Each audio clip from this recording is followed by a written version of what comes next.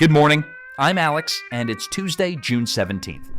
Today, the Fed delivers its rate call this afternoon. Here's what the language means more than the number. Tariffs are costing small businesses $85 billion a year, and the buffer is nearly gone. And a major federal procurement overhaul hits June 30th that every government contractor needs to know about. 3 stories, 5 minutes, done. The Federal Reserve announces its June rate decision this afternoon, and the verdict was set before the meeting started. Rates hold in the 3.5 to 3.75% range. The prime rate stays at 6.75%. If you hold variable rate business loans or a revolving credit line, your payment doesn't move. The more consequential question is what the Fed signals about the rest of 2026. Inflation is at 4.2%, above target. The labor market is solid. Energy costs remain elevated. None of those conditions give the Fed a reason to ease, and today's language may start preparing markets for the possibility that the next move is a hike rather than a cut. For small business owners, that reframes the planning horizon. Businesses counting on rate cuts in the second half of 2026 need to recalibrate. If you have variable rate debt and the ability to lock in a fixed rate, the case for doing so gets stronger every meeting the Fed holds.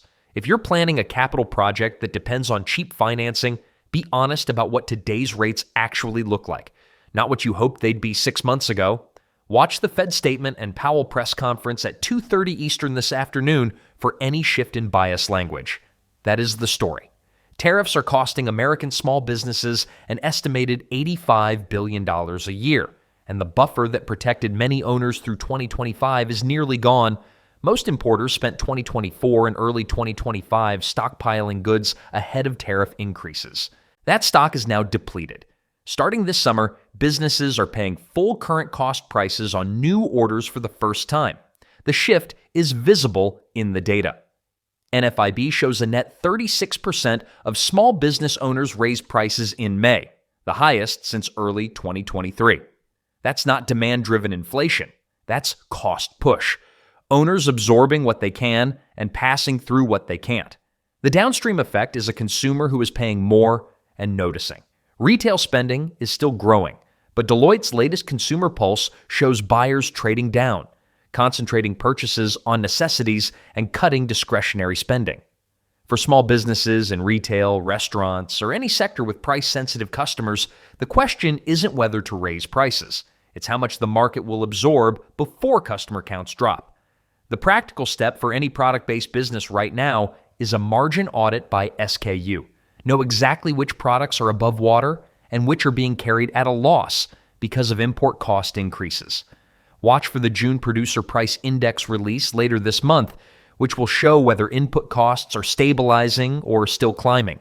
If your business sells to the federal government, June 30th is a date that needs to be on your calendar. The Federal Acquisition Regulation, the rulebook for federal contracting, is undergoing its most significant overhaul in over 40 years, and the biggest changes take effect in 2 weeks.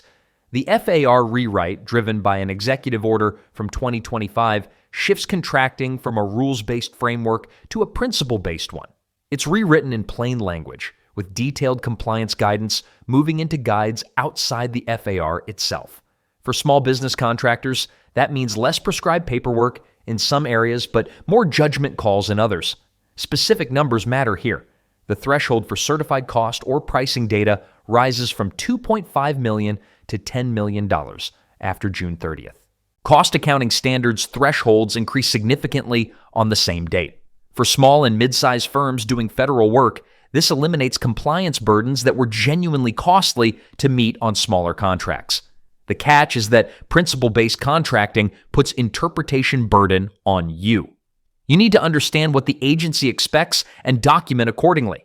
The old checkbox compliance doesn't apply the same way. If you hold government contracts, review the June 30th FAR changes with your legal or compliance advisor before the deadline.